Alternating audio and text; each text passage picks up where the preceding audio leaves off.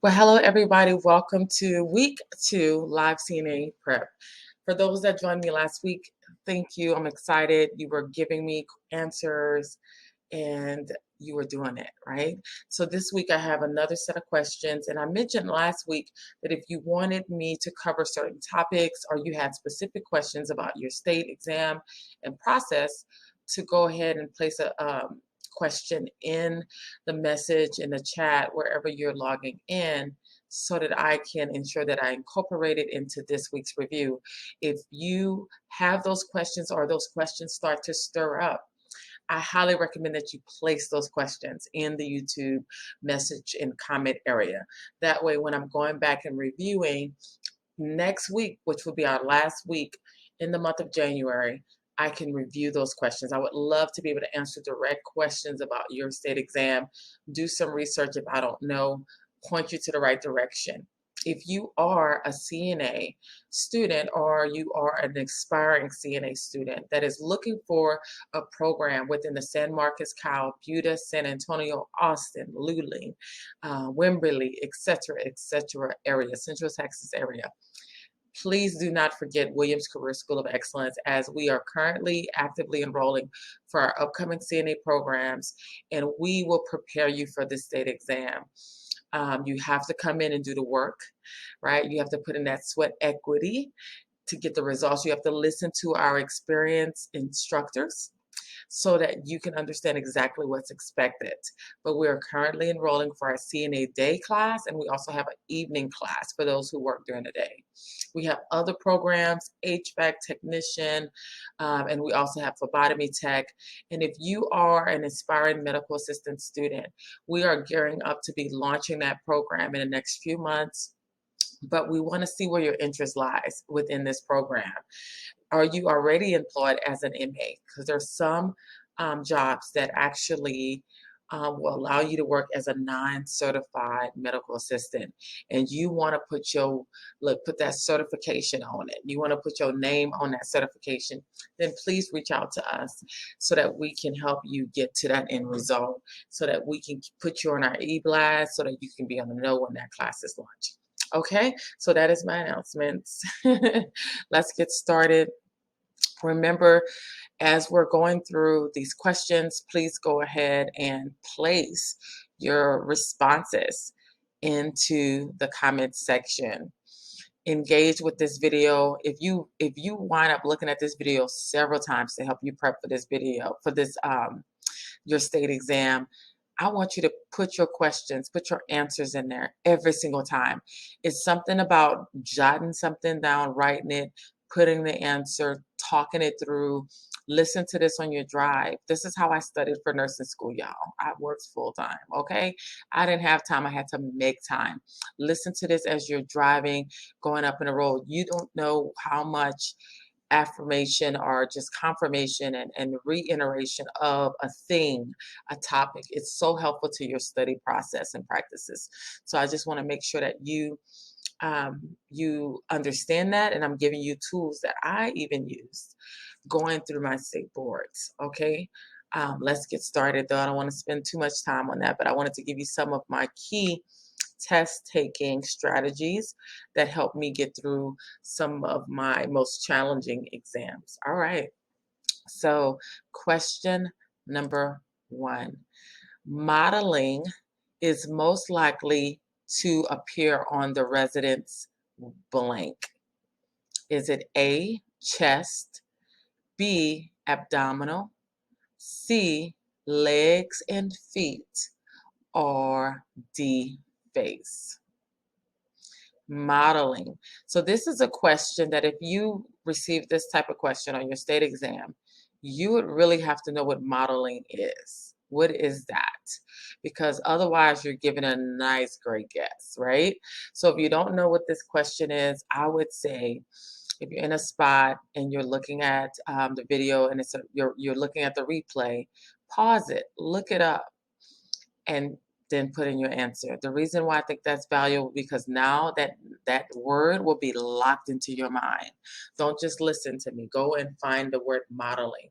One of the keys that I always tell the students when you're looking at a textbook, there is at the very back a word area where you can look up certain words and the pages that are associated with those words. So if you're like looking for blood pressure, go to the back of your book, look for blood pressure, not BP, and look at the page, and then it'll direct you directly to the page. And that's how you look for something more specific. So while I'm running my mouth, I hope you've put an answer if you paused and looked for this and Googled it. Modeling is most likely to appear on the resident's A, chest, B, abdominal, C, legs, or D, face. All right. All right. You should have put legs and feet. Legs and feet. If you did not get this answer correct, I highly recommend that you look up the word modeling and see what it looks like and what that word means. So, modeling is to mark with spots or blotches. It has different shades or colors. And this usually occurs when the blood is not pumping effectively. So circulation is not getting to that specific area. So if you think about, if you're already in the industry, think about those residents' legs that shows some discoloration, some spots, different colors and shades of color. It's probably because this resident has some type of cardiac or heart condition. So just to give some context. So hopefully you found that definition before I said it, and I'm just reaffirming exactly what that question is and what that word means. So this is more of a definition, right? This is a definition question, and you would have had to know what modeling is. All right. Number 2, you are caring for Dorian, a 58-year-old resident who is dying of prostate cancer. Today, when you are assisting Dorian with his breakfast, he coughs with each bite, shakes his head. You should. All right, so let's go back over this question because this is a scenario question, and your state exam will have a lot of scenario type questions, meaning that it's not like the first one where we just have this word and it's asking for you to somewhat define it and know something about it. Okay, so for this one, it's giving you a resident, which is very young, it's not 65 and above, but a 58-year-old resident. This person is dying, they have prostate cancer. When you're assisting this person, right, this resident, he coughs with each bite and shakes his head. So this is a knowledge-based question. What is, if a resident is coughing every single time he takes a bite, what is that a sign of?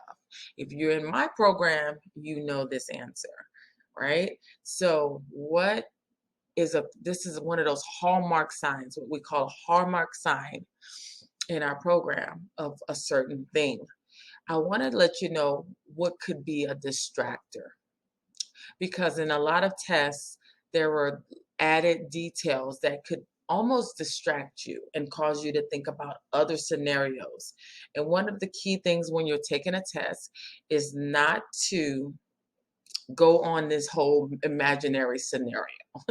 And even if you have a reference point, like you've had this happen before, if you're gonna go in La La Land, I need it to be directly related to this question, not to some other scenario. Okay, so number 1, we know that we're caring for an older person, but does it really matter, right? Those are the questions I would ask myself. Ask the question a question. Does it matter that I know that they're 58 years old? Does it matter that I know that they have cancer? Does it matter that I know that we're eating breakfast? What is the question trying to ask me? So then you want to go now and read your options. So A is, do we continue to offer Dorian his breakfast? B, do we stop to ensure that he is safe and then update the nurse? Is it C, give him only his fluids until he is no longer coughing? Or D, tell him that he won't feel better unless he eats something? Okay, so number one, we're going to ask the question, what is relevant, right? Based on the answer options, what seems to be more critical? What is a priority? Is it that the resident is 58? Is it that this resident is dying of prostate cancer? Is it that it's breakfast time and we're eating? Or is it that he's coughing with each bite and shakes his head? And then we inform ourselves a little bit, a lot of times, about the answer choices we have. A is talking about breakfast, right? But maybe A can inform you that it's wanting you to think deeper about what is happening during this time. Not so much that he's eating, but what happens when he eats. Hopefully, you're already putting some answers in. And if I'm helping you think through this and you thought you put the wrong answer and you put another one, even better, right? B says we're going to stop. We're going to make sure that he is safe. And then we're going to update the nurse. So this is pretty much giving me the vibe, as you say, that maybe there's something happening here that should be reportable to the nurse. And remember that your chain of command, remember that the main role of a CNA outside of providing ADL support is knowing when to identify that something is off, something is abnormal, and reporting it to your nurse, right? That's within the scope that a scope of practice that a nurse aide should do. Give him only fluids until he's no longer coughing. D, tell him he won't feel better unless he eats something. So the big question is, what is critical? What is something that I should be paying close attention to? What is creating an unsafe situation for my resident? The state wants to know, do you understand risk? Do you understand when something is potentially causing harm, or that your resident is in a situation where harm is being, it's happening, right? So due process of elimination, I would immediately eliminate A, because when he eats his breakfast, he's coughing. So why would I continue to offer that, right? B, I'm going to keep B because I understand that as a CNA, my role is to report abnormal things to the nurse in occurrences. C, give him fluids until he's no longer coughing. I may keep this one, right? You may keep this one because you might be thinking, well, when I cough, right, I might drink some extra water. That may clear my pipes, right? So maybe we keep B and C. D, tell him that he won't feel better unless he eats something. So what I see in A and D is a parallel, right? I see this connection. One is I'm telling him that I'm continuing to offer. D is I'm verbally saying you need to eat, right? And if I'm going to eliminate A, I'm definitely going to eliminate D because it's the same, equates the same. So what do you think is going to be the correct answer for this? Hopefully that helped you think about it if you were struggling. For some of you already got it and it's already in the comment section. We're going to stop and we're going to ensure that he is safe and we're going to update the nurse. Because what can be happening? I would love to see somebody tell me what's going on. And we talk about it in our program, right? If a person is coughing every time they're eating and drinking, only in that situation, not allergies in Texas, not when they're just looking at TV, but when they're eating and drinking, what is that a key sign of? And if you place aspiration, which means that his food and drink is going into the lungs and not into his esophagus, into his stomach, you're on it. It's a sign that that patient is having trouble swallowing, right? This is a key hallmark sign. This is one of your emergency awareness things. Like in your chapter, I believe it's chapter 2. Chapter 2 or 3 talks about emergency scenarios that could be happening in the industry, in your Hartman textbook. Very good. The nursing assistant should provide oral care for a resident who is dying. A, each time you reposition her. B, 2 or 3 times a day, C, every 15 minutes, or D, when the resident requests it. So we have a scenario that this resident is passing away, right? They're dying and they're focusing on mouth care. Each time we reposition her, typically, what is our minimal standard? Every 2 hours, right? Do we do this every 2 to 3 times a day? Do we do it every 15 minutes or only when the resident requests? I'm going to immediately eliminate D because a resident who is dying may not be verbal. So unless they're giving us that detail, this is something that I probably would delete from my brain as an option. Every 15 minutes seems so unrealistic, right? It just seems like that's not going to be it. That's too much too soon.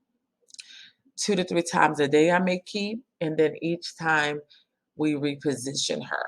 So this is one of those critical thinking things. What makes sense to the care, paying attention to the death and dying part of your textbook. A is each time you reposition her, which is typically going to be what? Every 2 hours? Every 2 hours. Sometimes the resident is having extra secretions. Their mouth may be dry because they're not drinking any fluid. So mouth care is so key to making sure that we're able to keep up their hygiene, also make them feel comfortable, right? When someone is in the active dying stage, our main focus is keeping them comfortable and pain-free. That is the focus of that program, our hospice care. Edna is a resident who is dying of respiratory disease. She tells you that she is Catholic and would like to have a priest come to visit her. The appropriate action is to blank. So immediately this question is talking about cultural and religious practices, right? So one of the key things that you would have learned is the importance of what? Respecting and honoring the request of the resident, even if you align or not with their belief system or practice. You should respect that, right? Sometimes you're going to have questions that immediately there's a thought of like, duh, right? Even before we get to the options, it's like, I already know where this is going. So hopefully, maybe this is one of those questions, right? Because you can feel strongly about something, but your beliefs and your convictions should not impact your ability to care or not care for someone. So A, call the family and ask them to contact Edna's church. B, look in Edna's charts for more information. C, tell your facility social worker right away. And D, update the nurse on Edna's request. So when we're thinking about this, knowing what our next best answer, our next best response, it's going to be very important in regards to that. Will the CNA typically call the family and ask them about this situation? That's a question I would ask. Looking in the residence chart, what would that do, right? What are you going to do with that information practically? Would the average person in the textbook, would they go, like, would that be a next best step? Would they even do that? Like, it just doesn't seem realistic to me that it would happen most of the time. What about the social worker? So knowing the role of the social worker is going to help you understand if this is a viable option to keep, to potentially select. And social workers typically will be a connector of resources. They may even be the person that starts off and initiates the conversation about hospice in certain facilities. But they're going to connect that resident with resources. Or D, update the resident with Edna's request. So this kind of brings you back to that CNA and nurse role and responsibility in communication. And you're going to put your best response here. We're going to update the nurse on Edna's request. All right. Hopefully that made sense based on what we've learned before and what we've talked about. You are caring for Faith, a resident who is dying of kidney failure. Her family has been keeping a vigil at bedside. Tonight, they seemed especially upset and started shouting at each other while Faith was still in the room.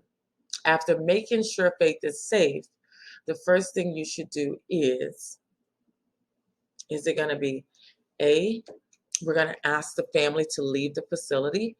B, dial 911 and report an emergency. C, immediately report to the nurse for directives. Or D, ask the nurse if a counselor is available.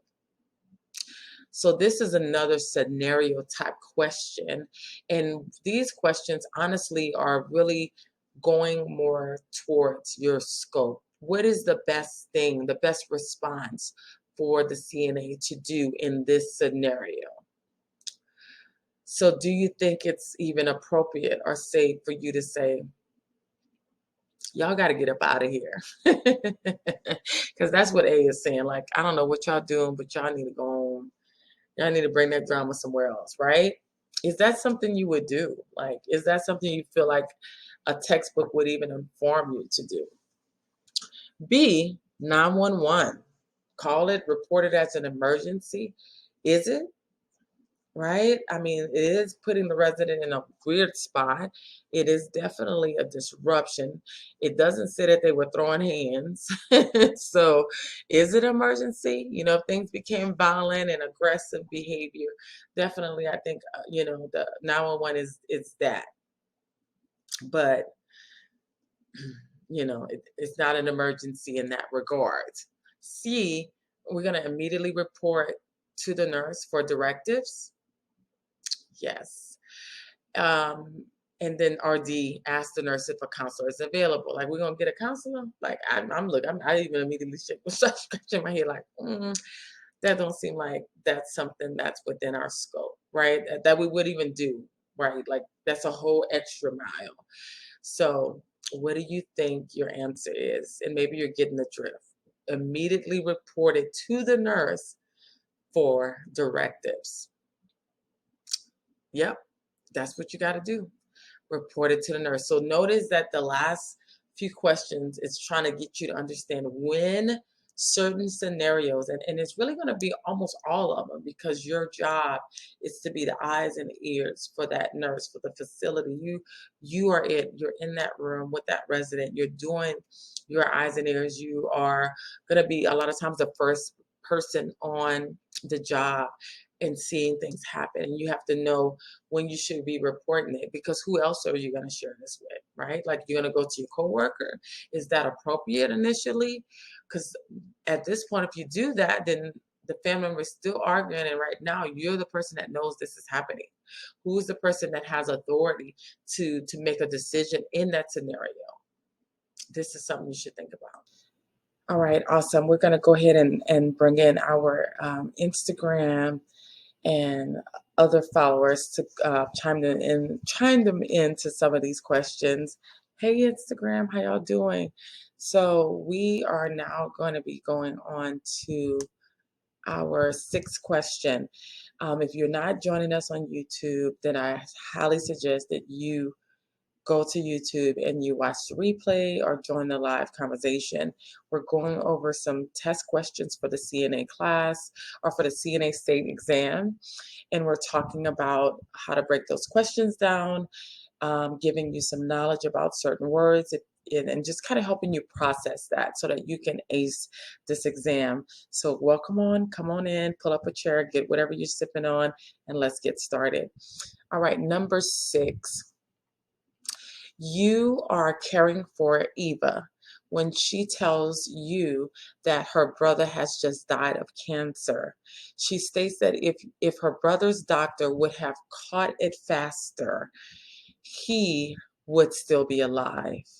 The stage of grief that Eva's most likely experiencing is A, acceptance, B, denial, C, bargaining, or D, anger. So in order to be able to answer this question, you need to know the stages of dying, right? You got bargaining, denial, acceptance, anger, right? This is going to be in, I'm always relying on my brain, chapter 2 in your Hartman's textbook, I believe, chapter 2, right? It's these questions are really coming from the first 3 chapters of a typical CNA textbook. It's very foundational information. So if this person is saying, if the doctor would have caught this cancer sooner, they would be alive. Does this sound like acceptance? A. Does it sound like denial? B. Does it sound like C, bargaining, or D, anger? So what I want you to ensure that you're not doing is bringing in your own experience, your own knowledge about this scenario. A lot of us have been sadly impacted, or our loved ones, or we know someone that has been impacted by some type of cancer. And in some of these type of questions, it can cause you to start informing the question about your own personal experience, which may cause you to select the wrong or incorrect answer. And yes, it may be correct based on your knowledge and the scenario that you're thinking of, but you have to separate that when you're working with a test. Right? Remember, tests are meant to be perfect world, right? And while I'm talking, you should be putting your answer in the comments section, right? But I'm also helping those who might have a hard time with this. And if you put something that you're like, dang it, it's incorrect, I want you to put the correct one, because I'm also helping you get to that correct answer. I want you to always remember to step back from the question, separate yourself. It's not talking about you, sis. It's just not doing that. It's not talking about you, bro. Right? This is a unique situation, and it's perfect world, meaning that it's not about you. That's all I got, right? So you should have put anger, right? Because this person is not happy.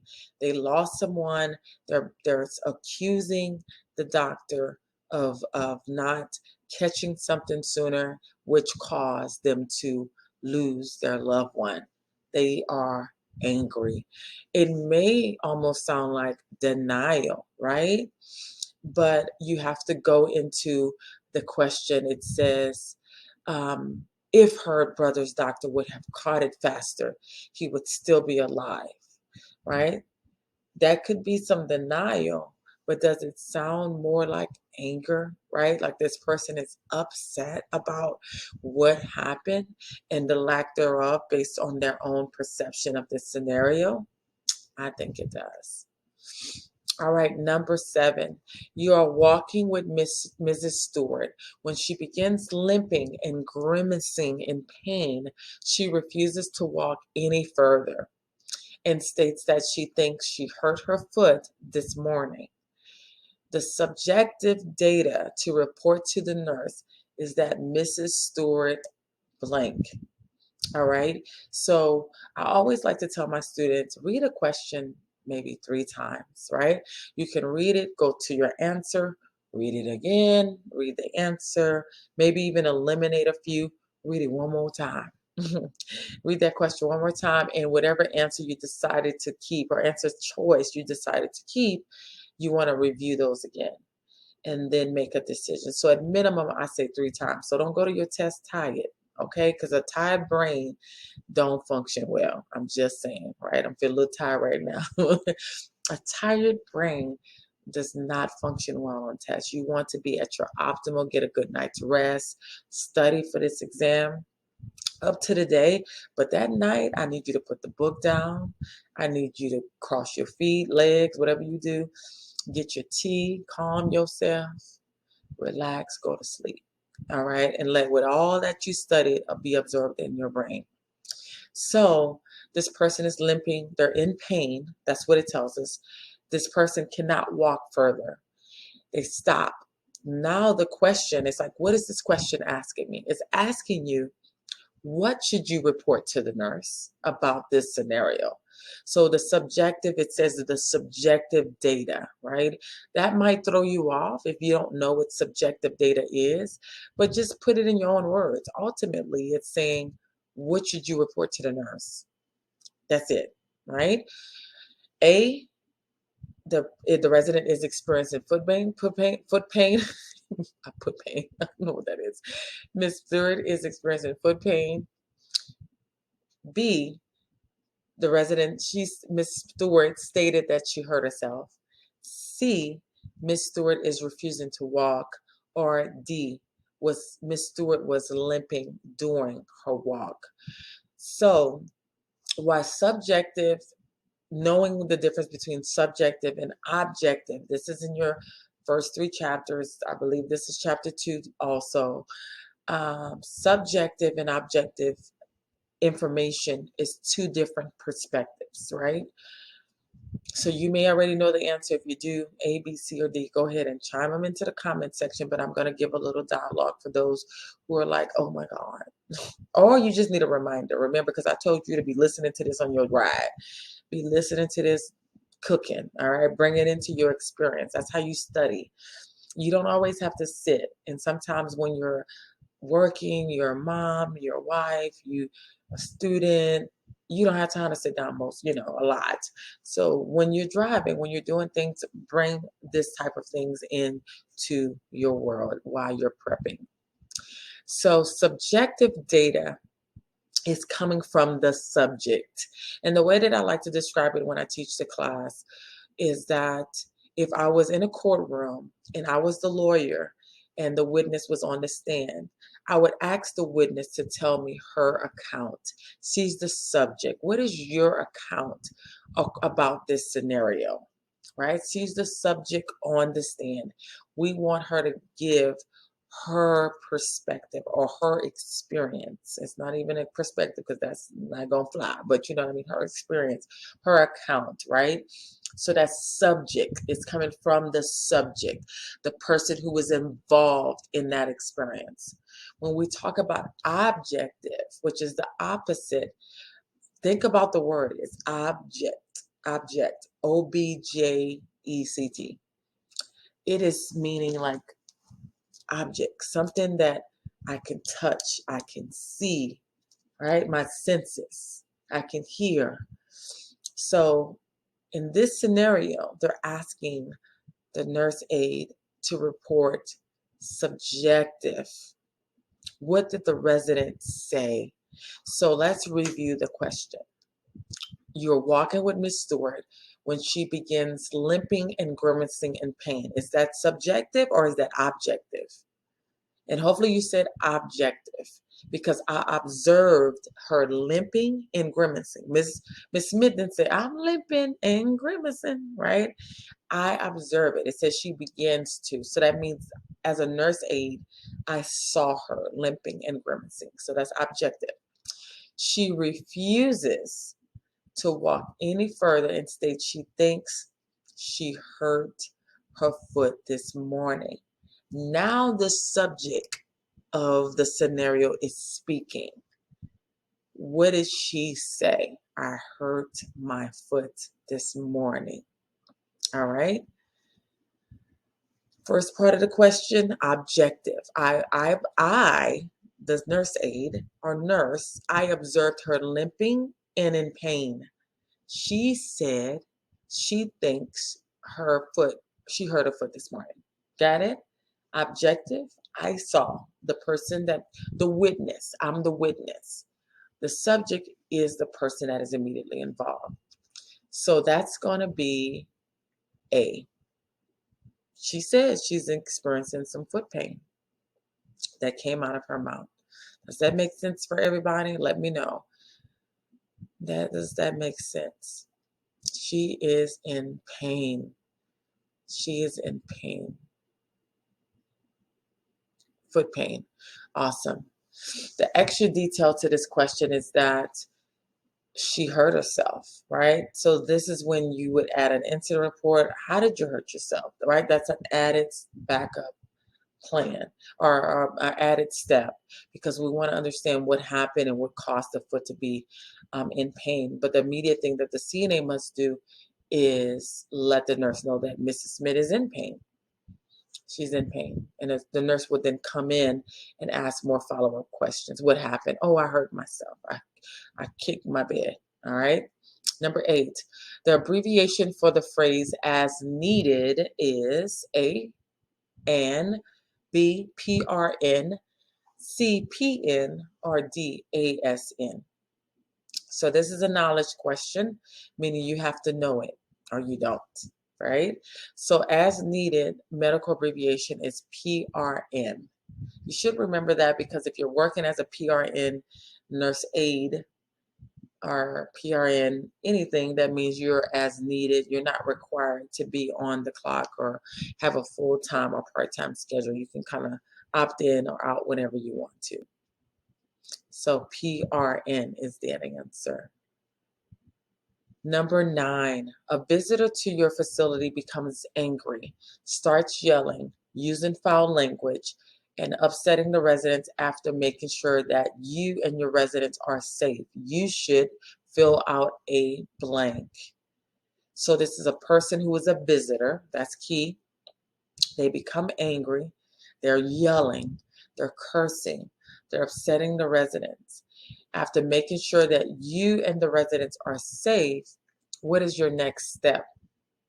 A, fill out a disturbance document. B, an accident report. C, an accident recording sheet. Or D, an incident report. What should you do? One of the things I already know with this question is I have never heard of a disturbance document. So I would have eliminated that, excuse me, just because it's not something that is even mentioned in your textbook. It's not something that we use. I haven't, as a nurse, even filled out a disturbance report. What incidents, what type of document is like always involved in your role if something happens out of the ordinary, right? And that could be a fall, that could be choking. What report would be the document for that? It's going to be an incident report. That's what it is. That's what it is. And no matter what arena you're in, it's an incident report. And there's check boxes for you to check what is the situation that you're reporting about and the details of what happened. Now, remember, for this question, the CNA in the scenario already have made sure that they are safe. So they don't tell us what that person did or what has happened to create a safe situation that was once unsafe, but we already have been informed in the question that it is. So that means this person is not still in the room or in the building causing this disruption. We need to document it. That means this person is probably out of the building. It's been taken care of. But we have to document situations like this, just like we do for falls. All right, so I'm going to wave bye to the Instagram people. Thank you for joining us. Remember that we are on YouTube Live at 7 p.m. on Thursday, and you need to go over and join us, or you need to watch the replay. And I hope that this question, like many other questions we're going to go through, are going to help you prepare for your CNA exam. You got this. All righty. So number 10, the commonly used abbreviation for nothing by mouth is, the commonly used abbreviation for nothing by mouth is. So this is a very good question. It's a knowledge question, right? You got to know your medical terms, be familiar with that. This should be one of those questions that you should automatically get. You should get it no matter what, because it's a common abbreviation that you would have covered. If you don't know this one, I would highly recommend that you look at the back of your textbook. Remember, we talked about where that is, and make sure that you familiarize yourself with these commonly used questions. So is it going to be A, N, B, M, B, N, P, M, C, N, P, O, or D, O, B, M? All right, nothing by mouth. And remember, some of these medical terms do not even make sense, right? Because wouldn't it have been just easier if they would have just put NBO? I mean, I'm just saying, like, are we the only ones that thought about that? But no, of course not, right? They didn't. So it's NPO. NPO. And remember, this is an important abbreviation to know and understand because in some facilities, they place this on the door. They expect that you know what that means. So you're not offering this resident food or drink. Maybe there's a lab that needs to be drawn in the morning, or they're going to be going for some type of surgery or procedure. So you need to understand medical terms that are commonly being used in your facility, so that you are following that protocol and you're ensuring that you are following the doctor's orders. Okay. All right, the resident information that needs to be documented includes. So this is talking about required documentation. This is a topic that you would have discussed in your, definitely it's in your book, but even in your class and in your lecture. And a lot of times it depends on arenas. In certain arenas, you're going to be doing certain tasks. A, urinary output. B, refusing activities. C, signs of depression. Or D, all of the above. All right, what would be a scenario, a situation that you would be documenting? And remember, you document it, it happened. If you don't document it, it did not happen. That is the rule of thumb for all things healthcare. That is the rule of thumb for all things healthcare. So hopefully you put all of the above. I'm going to go back to that question because we're going to measure output, especially for residents who have cardiac issues, right? And if you're in the hospital, you might be doing it for a lot more than just those types of patients or residents. If they're refusing activities, refusing to go to a meal, refusing, maybe they're isolating, they're not going out as they normally. If there's any signs of depression, these are things that you should definitely be reporting, and don't only verbally report it, but you should document it because it helps us understand what is happening with the residents and we can give the doctor a better picture so we understand how to treat and solve this problem. All right, so all of the above. Number 12, the term 4 times a day is commonly abbreviated as A, QID, B, QHS, C, 4D, or D, QOD. So this is a knowledge question, right? We have knowledge questions, we have scope of practice questions, which means, do you know the parameters in which you should be operating, the do's and the don'ts? You also have questions that have to do with rights. Do you understand the rights, the resident rights that you should respect and honor? This is a knowledge question. You ought to know it or you don't, right? And if you don't know it, then I highly encourage you to make flashcards. Some I had, it made me think of, I went to school with a guy that he had to write things over and over and over, and he did in his tablet. You would see the same repetitive word or statement or thing, and that was the way he learned. Knowing how your brain works is vital to being successful on any test. So you should have put QID, QID 4 times a day. Again, why wasn't it FID? I don't know, y'all. But it is what it is, all right? And it's been this way before, and they didn't ask us, okay? Number 13, thinking you know a resident's food preferences is an example of being what? Mm, I'm gonna say it in my interpretation. So you think you know residents' food preferences? What is you think you know? Okay. Anyway, is this an example of being subjective? We talked about subjective. If you don't know, go back a few questions. I talk about what is subjective. Is it B, factual? Is it C, unbiased? Is it D, objective? Subjective A, factual B, C, unbiased, D, objective. Thinking you know a resident's food preference is an example of being what? So when we think about preferences, right, what are we talking about? Right? It's one thing to say, let's say we know that the resident has an allergy because it's documented that they're allergic to peanuts. That is something that's documented. That's not a preference for the resident. That is an allergy. That is something that is like literally set in stone, and we're going to get a response, physical response from the resident that's not good because of this allergy. Sometimes minor, sometimes severe, depending upon the significance, right, or how big it is of this person.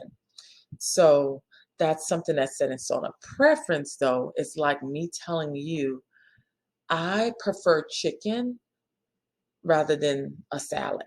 Can you bring me some chicken? Or, can you bring me a pork chop?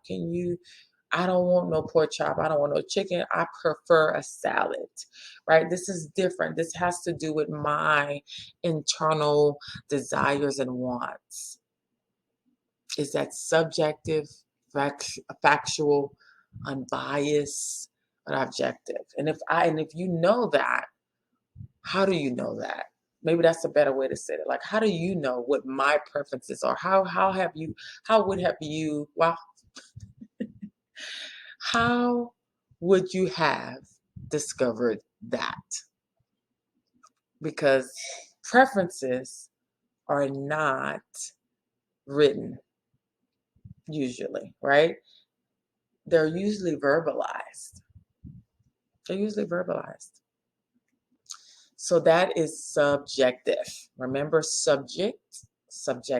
So go back and listen to a few earlier questions, because did I talk about the differences between subjective and objective?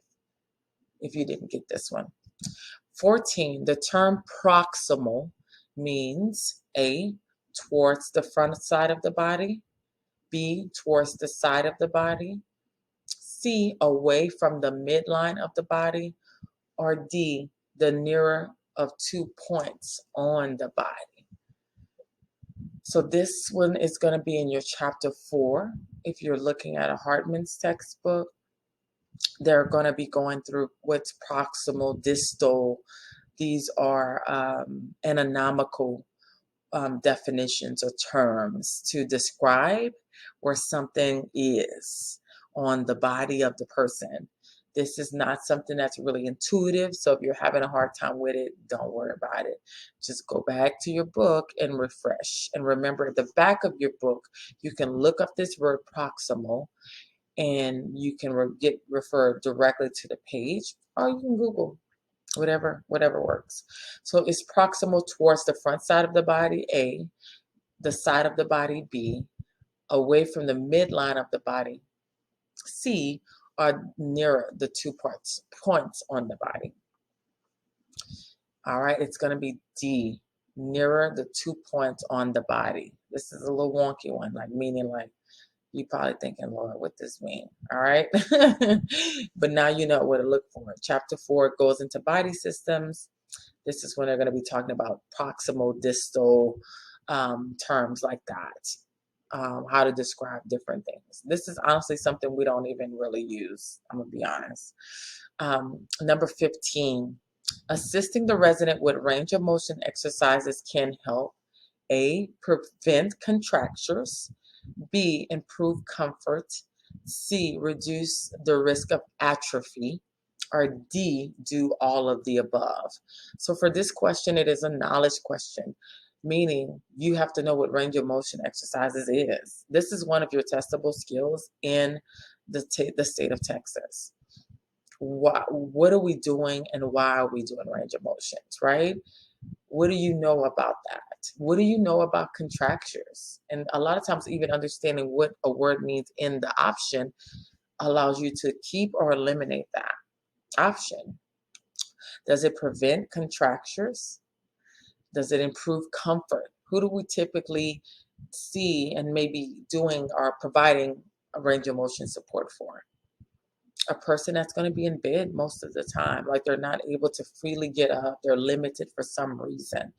C, risk of atrophy. This is a chapter 4 question if you're using your Hartman textbook, because it describes and gives you a definition of what contractures are. So remember, contractures are fixed, stiff, what is the word, like format, or not format, but why am I not thinking about a good word to describe? Like it's just a fixed position of the muscle cells, the skeletal system.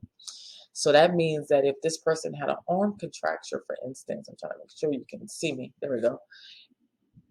No matter what they tried to do, or if you tried to move this arm, it would move. It would feel so stiff, but yet so fragile that you would know that if I try to move this arm out of this position, it's gonna break. And it's something to behold when someone is contractured severely and their bones are in fixed, stiff positions that you cannot manipulate in any way, shape, or form. That is contractures. And there are several conditions that can cause a resident to be prone to that, like if they're born already paralyzed and they, um, spina bifida, sometimes even Alzheimer's or dementia. Dementias can cause people, and it just makes them more prone if they're in bed and they're not moving things. You know that term, if you don't move it, you lose it, right? Same thing, comfort. Does it reduce atrophy? And remember, atrophy is the shortening of a muscle, right? The muscle mass is being lost. Now that muscle is thinner, it's smaller than what it normally would be. So what does range of motion do and what does it provide is what the question is asking. It does all of the above. It prevents those contractures, it reduces the chances of atrophy, and it just helps with comfort. Because think about, even if you're so exhausted, have you ever overslept? And slept too much and your body's just feeling almost achy because you slept too much because you didn't move. Think about the person that is in the bed that does not have the ability to move on their own. Yeah. Two, three.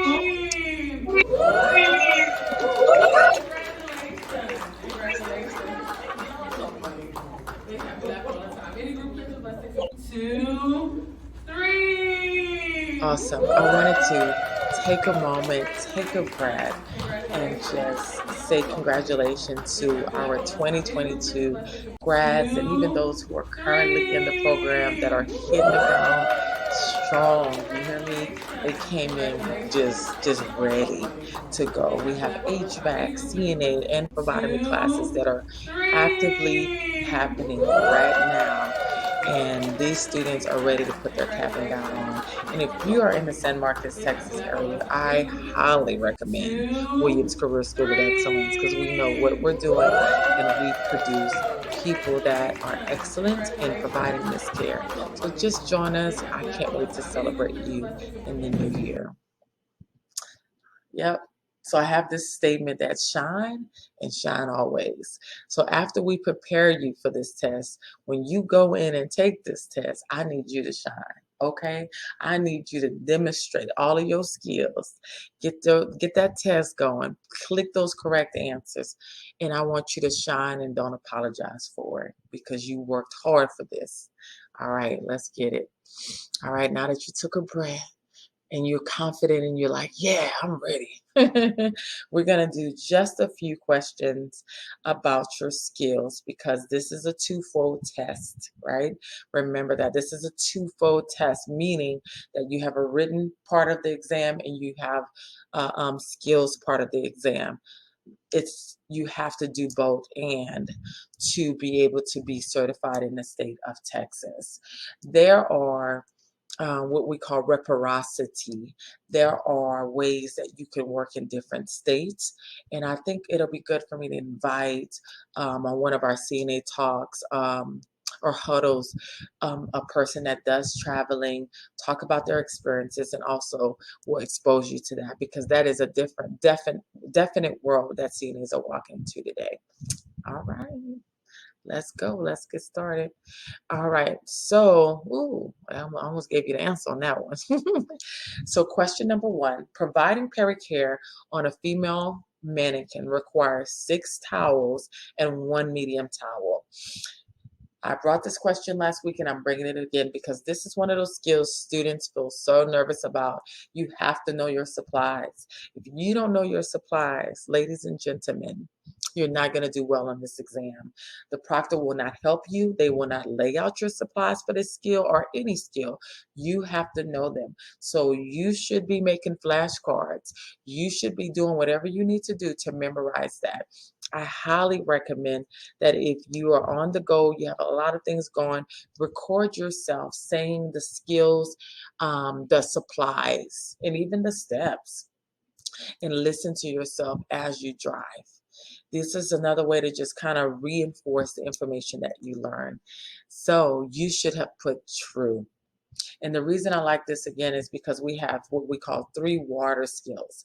You have peri-care, when you're providing and cleaning the private area of a mannequin. You have partial bed bath, when you're cleaning parts of the body and the back of a mannequin. And you have catheter care, and we call those our water skills. You also have foot care, you have nail care, which involves water. But those are those 3 ones that I like to call water skills because of the towels and the amount of towels. And a lot of times students get mixed up with that. And I want you to go back, look at your state videos or videos that have been provided so you can decipher the difference. All right. Number 2, transferring a resident from bed to wheelchair. The nurse aid student must have the gait belt and wheelchair for supplies. True or false? True or false? All right, you should have put true. All right, you're going to need a gait belt and you're going to need a wheelchair. This is a skill in the state of Texas that you don't have to have a set of gloves because you're not touching bodily fluids. If you wear gloves, and even though you don't have to, what we typically recommend our students to do is to practice um, putting on those gloves, meaning like if you're going to incorporate something that is not required in the test, then you need to practice it that way so that your instructor can help you understand at which points should you be placing those gloves on and taking them off. But this skill is a skill that you do not need gloves on. Awesome. When providing partial bed bath, a nurse aid student must ensure that they give the mannequin a back rub with lotion. Right, if you were on last week, we do give a back rub. All right, we do a little lotioning up for that mannequin. All right, and this is on a mannequin. This is not a person. Thank you, Lord. Right. So this is a skill that you're actually going to need 5 towels and 1 big towel. 5 and 1. Remember, peri is 6 and 1. Partial is 5 and 1. All right, and other things. These are not all of your supplies for this skill. I'm just hitting some highlights for that. All right, one of the things I wanted to refer back to is you're transferring a resident to bed, or from bed. I should have been from bed to wheelchair. You're going to need that wheelchair and gait belt. Number 1. Number 2, you need to make sure that after you've lifted up that person to get them ready to be transferred to the wheelchair, that they have their shoes on, because this is a skill that you're going to use a person, so they're not going to have shoes on. Okay, remember that. You're going to be placing their shoes on. You're going to make sure that their feet are flat.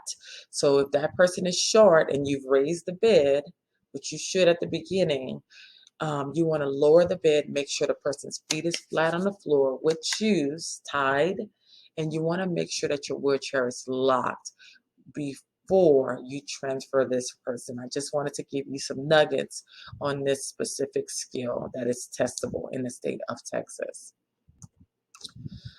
Every nurse aide will have to perform what the state calls a measurement skill. This is true for most states, right? I'm going to speak more specifically for Carolinas and Texas. You will have to do what we call a measurement skill. This is true. You're going to have to do a measurement skill. One of your skill will consist of measuring, okay? These are the measurement skills in the state of Texas.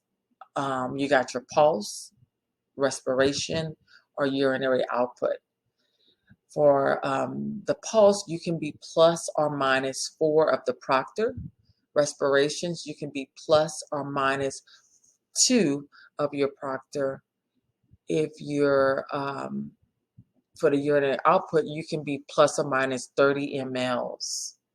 30 mLs. So what it means plus or minus, meaning if you get 60 pulse, right? You measure 60 pulse, and I, the proctor, measure 55, you would get it wrong because it's 5 points difference. But if you got 60 and I got 64 as the proctor, you would have gotten it right. So plus or minus 4.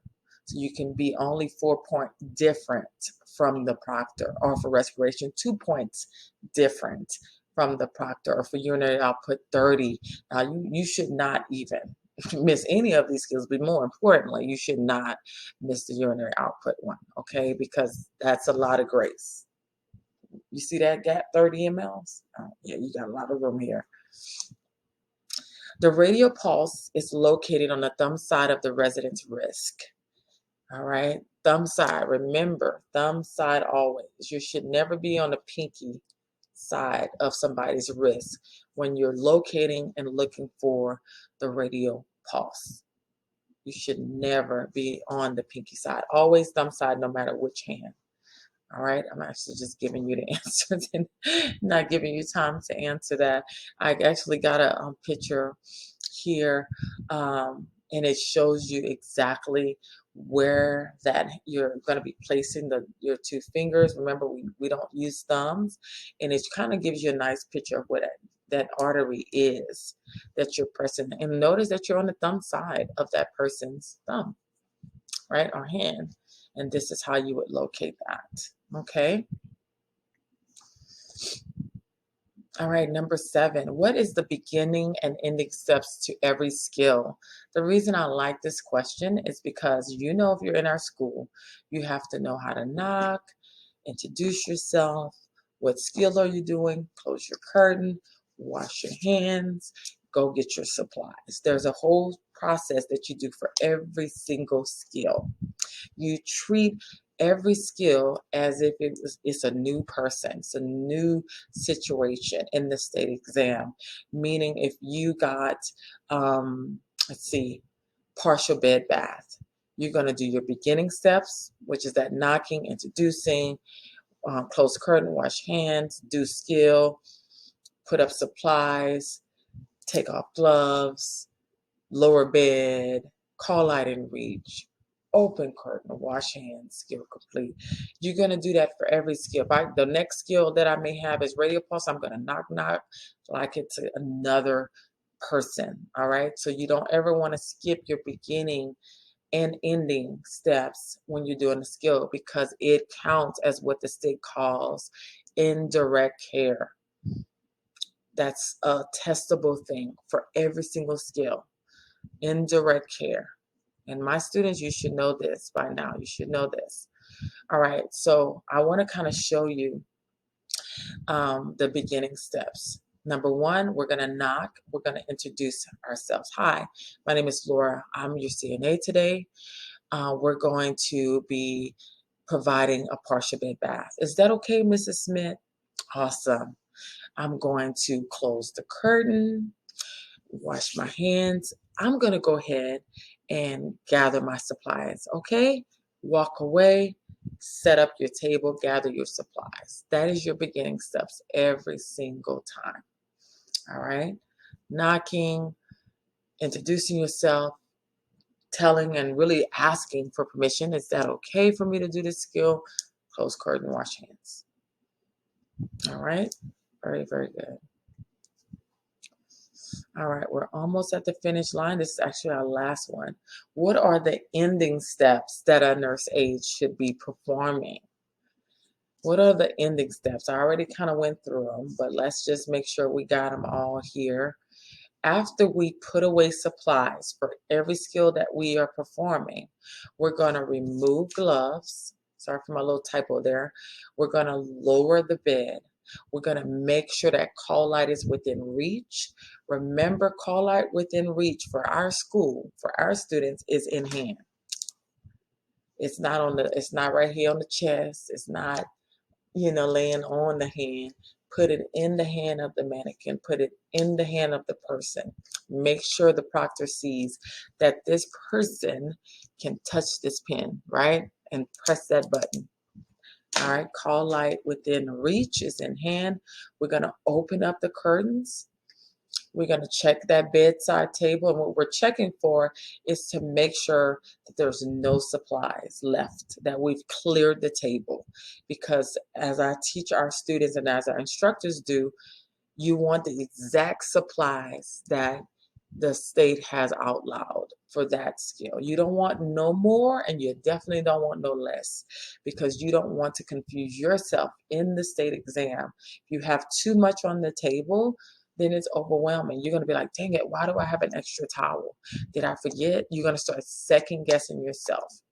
So you need to know what your supplies are, and you need to practice with that exact number of supplies. Because when you're at the end of the skill, you're going to be able to look at that table and be like, skill complete. Awesome, awesome, awesome. I'm excited that we have made it to week 2. Thank you so much for joining me on this week's review. I hope that the questions, the dialogue, my added commentary has helped in some way, shape, or form with you being able to lock in understanding and gather some details and maybe refresh you on some things. And if you're brand new, you're a TNA or you're a person just exploring CNA, then maybe this also gave you some type of an idea of what you're going to learn. There's so much more, but this definitely gives you a little taste of what we teach at Williams Career School of Excellence. As I mentioned, we have a medication aid program that's going to be starting in the next month. And I'm excited because if you know my story, you know that I started as a CNA. I went to Med Aid, and then I went to LVN, and then I went to RN. And now we're running this program here in San Marcos. So I want to be able to offer the same thing that I received, which caused me to understand how much I love caring for people in different capacities. We have space and we have room in this program. So please give us a call at 512-618-5433. Let us know how we can help you reach your goals and your careers. CNAs, this is a viable step up for you. Maybe you may not feel like you're ready to be a nurse, but you want extra responsibility. You want to understand something else outside of the CNA role. Medication aid is a program that allows you to do that. It's that stepping stone, and it builds that confidence of your capable abilities. Because I know you're capable. I say your capable abilities and added a word. Also, one thing that's good is that we have what we call night school. Work in the day, change your career at night. Every one of our programs right now are offered in the evening hours. And this is because we wanted to make sure that our programs are flexible for the students that we currently have in our specific area. We want to be able to provide school at night so that you can maintain all of the responsibilities you have. And that includes HVAC, phlebotomy, and CNA. Awesome. All right. So our next prep is next Thursday at 7 p.m. on YouTube. Remember to subscribe because, as I mentioned, there's going to be another review. I believe we're going to go ahead and gear up for a medication aid review for the month of February so that we can help students that are all over prepping for that state exam too. We're going to keep bringing good in-demand options and ways for you to study. And if we don't have a chance to be able to have you in our own seats, learning under the expertise of our own instructors, I'm just happy that I can help you certify and pass this, like pass this test. And you have to let me know when you do. All right, ladies and gentlemen, thank you for your time and have a good evening and a good day.